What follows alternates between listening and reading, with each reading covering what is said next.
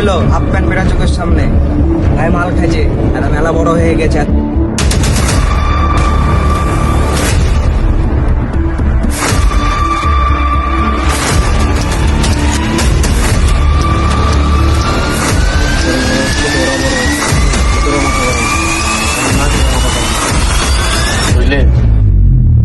কিরে এরা তো সত্যি সত্যি মারতে চলে এসছে।